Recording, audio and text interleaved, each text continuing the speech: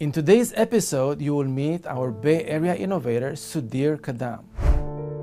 Today, if you see Silicon Valley, it's completely transformed. Now, if you look at the money invested in the US last year, more than 50% of that money is here invested in Silicon Valley. Sudhir is a venture partner at FYDA Growth Partners, where he focuses on driving growth through business innovation. Recognized as the top business innovation voice by LinkedIn. They went to the VC and said, "You gave us so much money, some part of that money is left. I want to return it back to you because I don't think this company will go any further." The VC said, "You're a good founder. I like you. I know you'll figure things out. I don't want my money back. Keep the money and find something that will work." Sudhir has successfully navigated several mergers and acquisitions. People are very open about what they're trying to do. There are no secrets.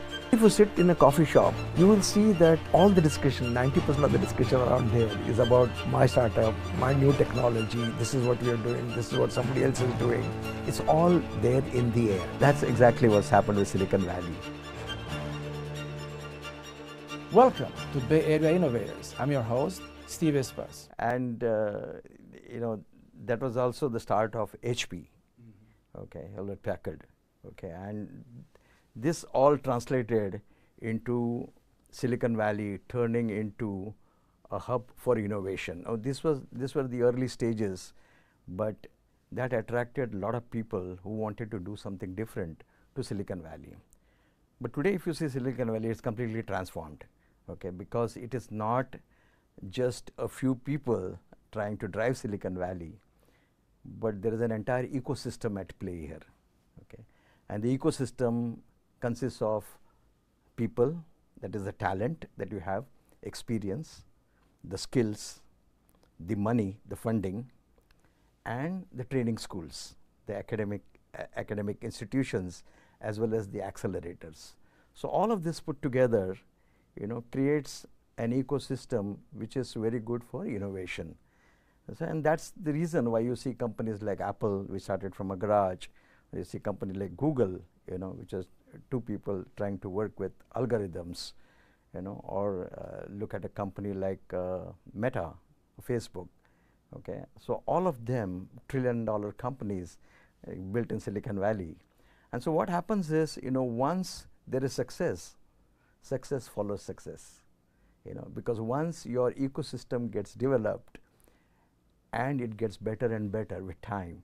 And that's exactly what's happened with Silicon Valley.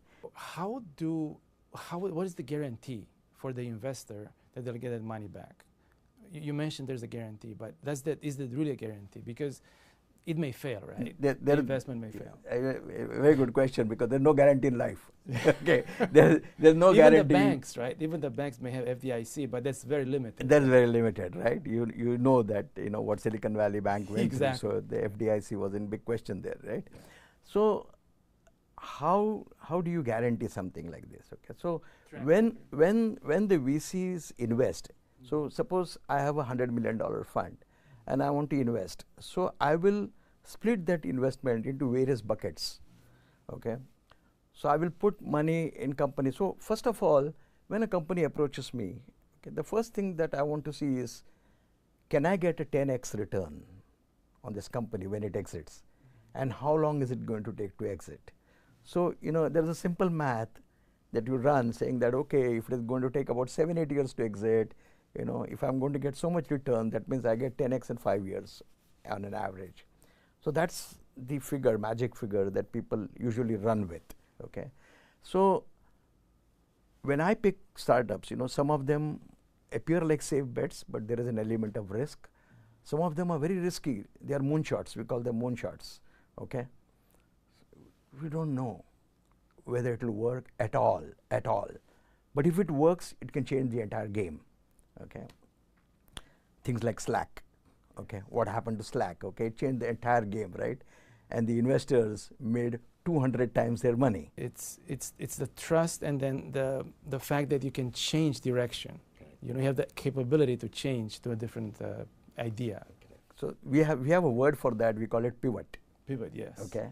And there is hardly any startup that I would have seen which has not pivoted in his lifetime, okay. And in most cases, what I found is a startup starts with certain idea, okay, as they talk to people, as they try the markets, they have to come and keep pivoting, refining that, so that they achieve what we call as a product market fit. Okay. In this whole process, what the idea you started with and the idea that is now taken up by the market is completely different. It's completely different. And that's primarily the reason why any investor will look at the founder first. Okay. How good are the founders? Okay. And you want more than one founders because you want a team, right? So you want somebody who can lead business, you want somebody who can lead technology, you want somebody who can lead product. Okay, so you need a team.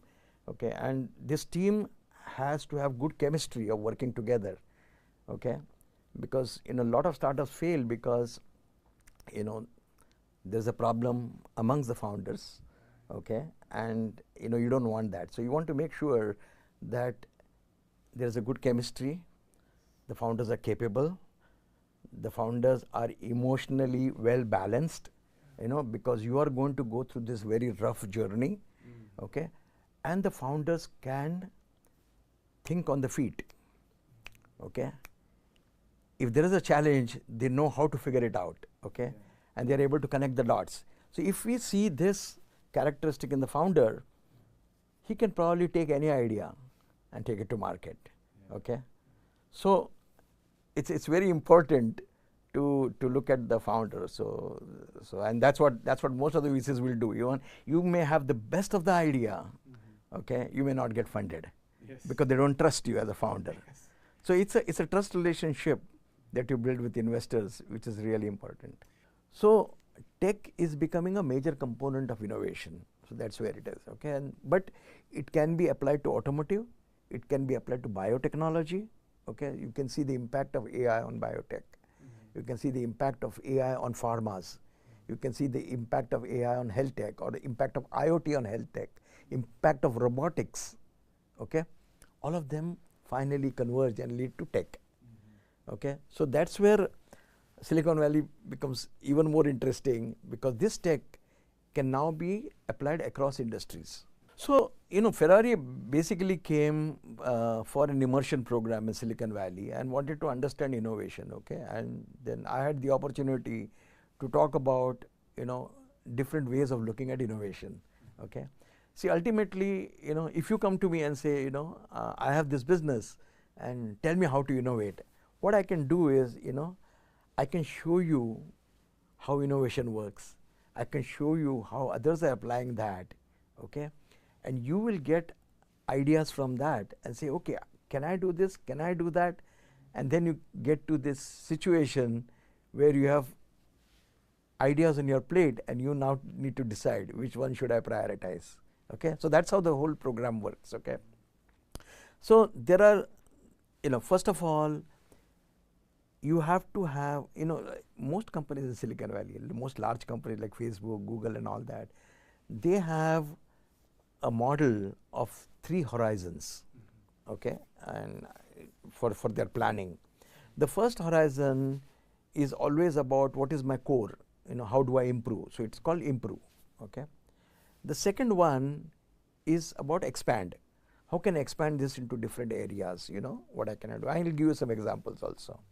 And the third one is disrupt. Okay, where should I have my eyes on that is going to cause disruption in the future? Okay, now if a company like Ferrari comes in, okay, what do?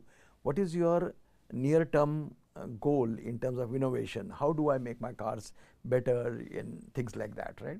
What is my expansion strategy? I need a hyper-electric car, okay, but it has to be a racing model. It cannot be a normal model like a Tesla, right? Okay, what is my third horizon? So what else can I do? Is Ferrari going to be only a road phenomenon? Can it be a phenomenon going into the waters? Can I take the sporting paradigm into waters? I have these very powerful engines, Can I make yachts, racing yachts, which are very powerful, luxury, and I can take the entire formula racing into the waters?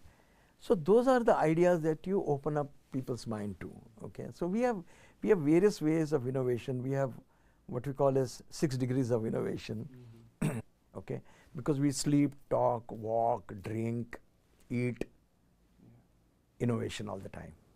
Well, I can see on your face that, you really enjoy, you're smiling, you're happy what you're doing every day. And, any thoughts on that? Anything that, would you change your work for anything else? I would not at all. Having tasted the blood of innovation, okay, in the real place, there's nothing I would settle for less than that, okay. Thank you so much for your time. I really appreciate it. Any concluding thoughts, any advice for the younger people, the secret of your success, and any other advice you have? So advice is very simple, means take the leap, okay, don't be afraid of failures, okay, and means celebrate failures, okay, because look at them as an opportunity to learn, okay, and go ahead, pursue your passion, pursue your vision, your dreams, because at the end of your life, you don't want to carry that feeling, that I could have done this and I did not do it, right? So always take time off, try something, maybe you fail and come back to a job, but that's okay. But that experience which you get in the startup journey is a very memorable experience which will teach you so many other things in life, even if you are working somewhere.